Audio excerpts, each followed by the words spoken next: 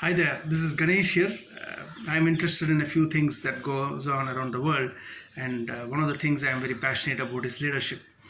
And a very sad situation today, or the last few days, for us to be talking about leadership because uh, one of the most beautiful pieces of land in the globe, Afghanistan, is seeing the negative effects of what leadership actions can bring about.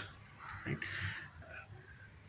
Afghanistan has been called the graveyard of empires, may or may not be correct factually, but the fact is that the Afghan people are actually seeing their hopes, aspirations, and human rights expectations uh, being buried in the graveyard or being burnt in the graveyard, and very sadly so.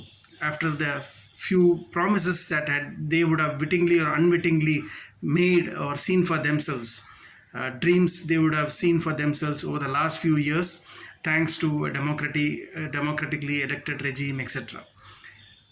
And it is also unfair to blame everything on Joe Biden, the US president, because he was only uh, uh, tying up the loose ends of decisions which have been taken over the last few years.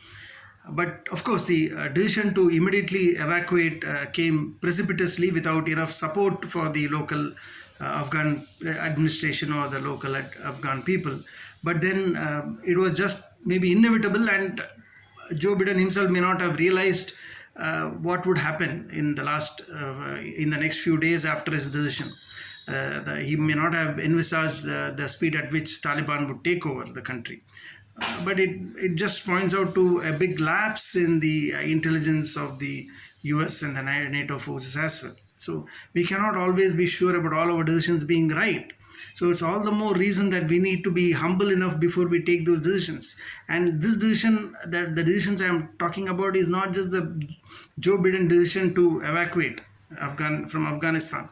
I am talking about the very decision to get into Afghanistan in the first place. uh, Powers that be at that particular point of time got into Afghanistan for their own vested geopolitical ends, and they have actually not contributed much to the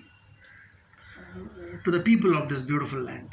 So it's so sad that one section of a territory gets fueled, gets supported for some powers' vested interest, and then the entire land goes to waste.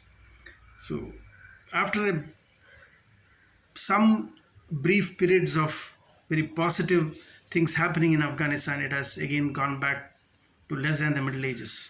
So our heart goes out to all the Afghan people, and it's just a gentle reminder to us that leadership decisions have far reaching consequences, and it may affect people who are perhaps the most vulnerable and who are the most helpless. So leaders have to be very cognizant of whatever decisions they take, big or small. How does it affect someone who is not even in a position to even cry for help?